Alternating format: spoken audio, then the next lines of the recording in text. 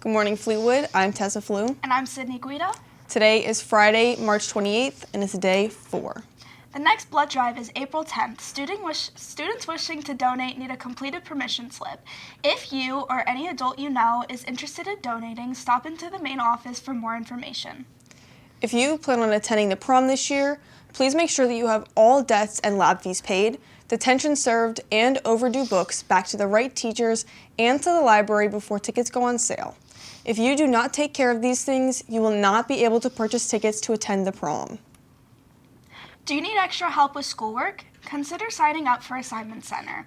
Assignment Center is every Tuesday, Wednesday, and Thursday from 2:30 to 3:30 in the cafeteria. Faculty will be on hand to help with any schoolwork or just provide a quiet place to catch up on assignments. If you're interested, sign up using one of the QR codes located around the school or on the TVs throughout the day. On March 7th, professional dart throwers visited the high school for members of the dart club to come and watch. Here's Sydney with more.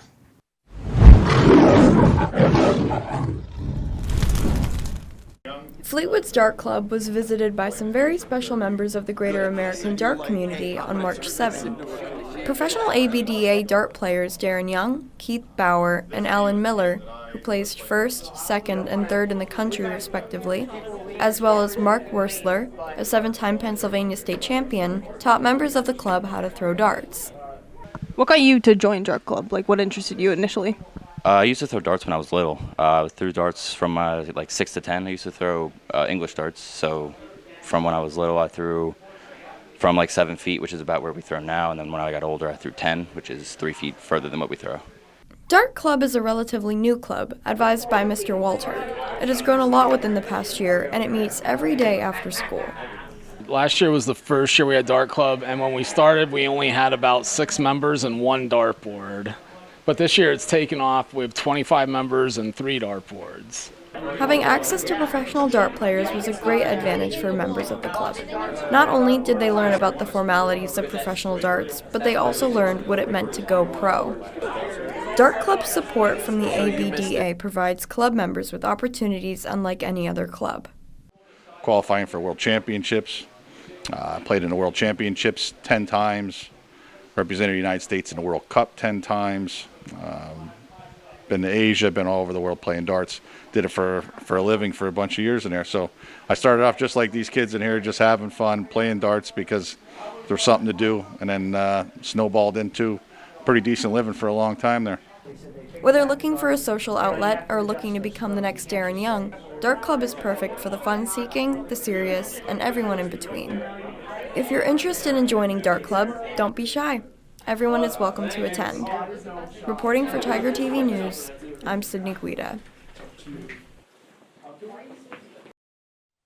Thanks, Sydney. BCTC students and interns, stay all-day permission slips are now available in the main office if you want to participate in mini-thon events and Mr. Fleetwood on April 2nd. We need the signed permission slip back to the main office by March 31st. Club Photo Day will be April 8th. This is a day the organized clubs will be photographed. If you have any questions, please contact Mrs. Sanaki. Sign up for the dodgeball tournament on April 2nd. It's $5 per player. This supports the Minithon campaign to fight for childhood cancers. QR codes are posted around the school to register your team of 6, 2 of which needs to be girls.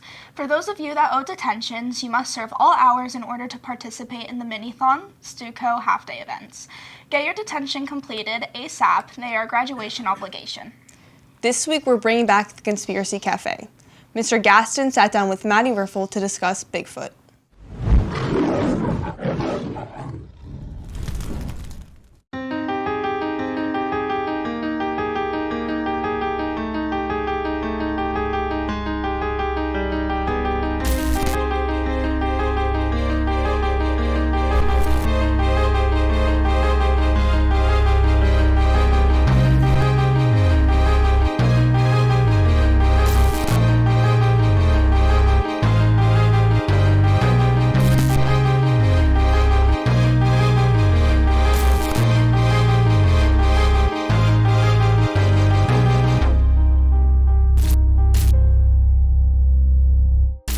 Hello, I'm Mr. Gaston, and this is the Conspiracy Cafe.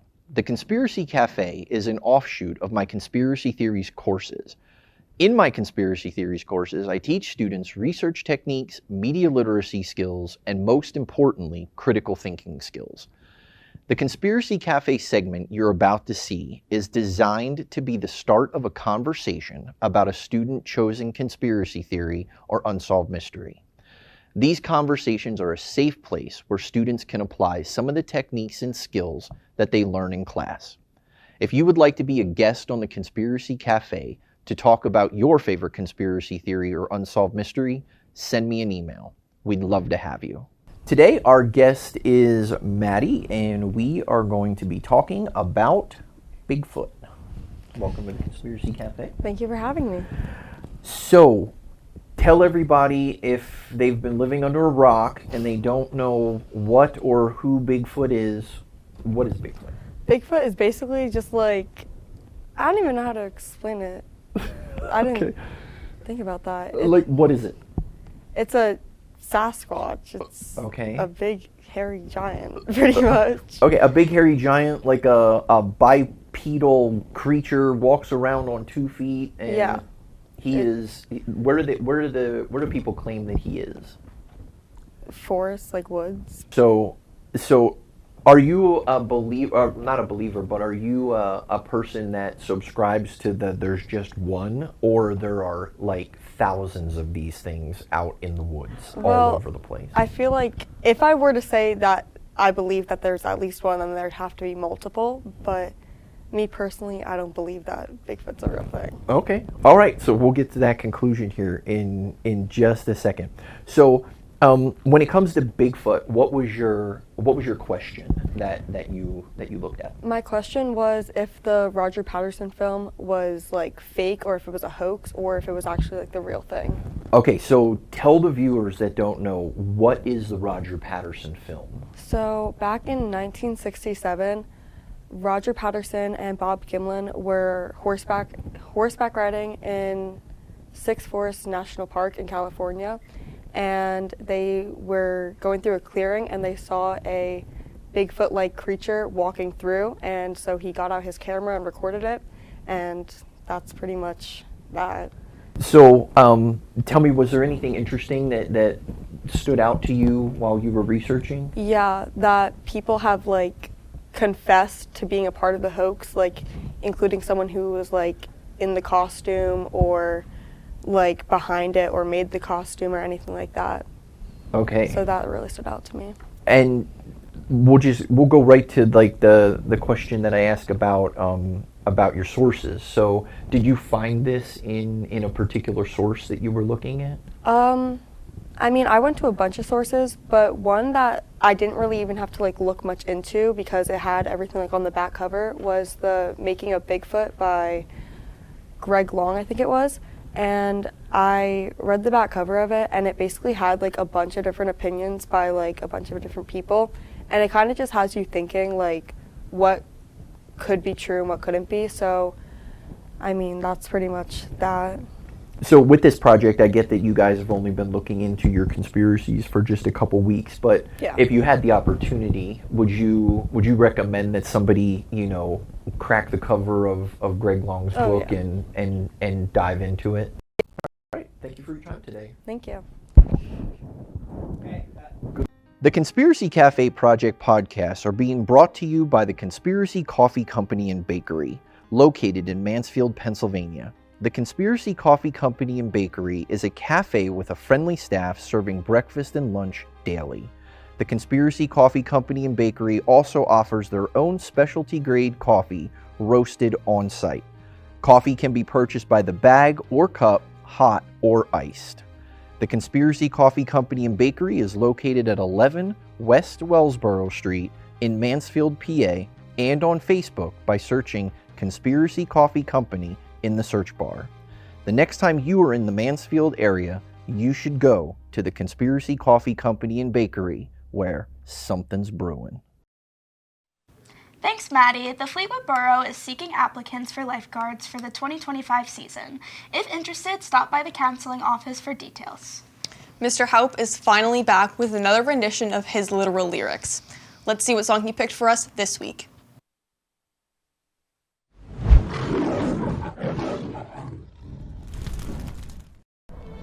Good evening, and welcome to another edition of Literal Lyrics with Mr. Halp.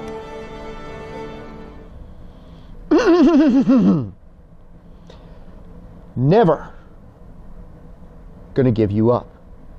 Never gonna let you down. Never gonna run around and desert you.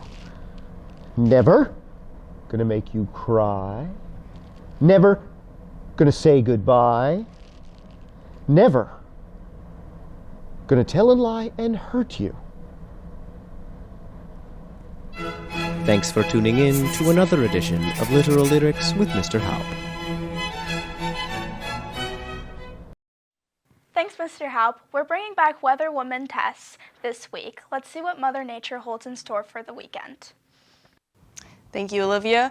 Today is pretty warm. It's 37 right now, but we're going to be getting up to 63 degrees with only a low of 53? That doesn't seem right.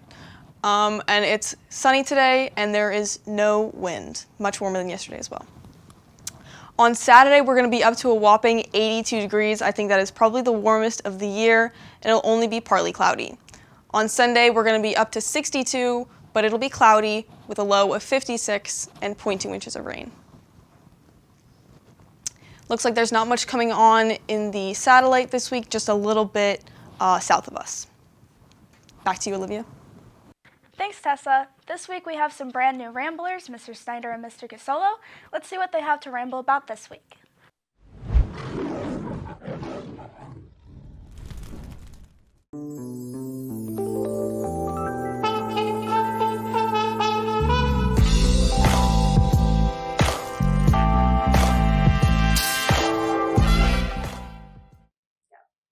All right, here we are, another week with Mr. Snyder and Mr. Casolo talking important topics of the day.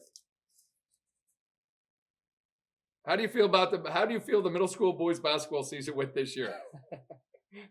I'm gonna say it was great. I had a great time. The kids were really cool. 7th graders, they're something. They're something. But we won some games. We lost some games. We should have won some games that we didn't win. But overall, great season for the 7th graders. I would say the 8th grade season was, we're going to say, productively challenging. I would say I would concur. There's no argument on that. That was we improved quite a bit. Just unfortunately, so did all the other teams we played. And it was a good season. I think there was a lot of growth. But again, it was very challenging with some of the issues we ran into towards the end of the season, players getting hurt. And that was not the best way to end the year. Thanks, guys. Looks like that's it for Tiger TV News for this Friday, March 28th. Have a great day, and we'll see you next week with some more on the happenings around the school.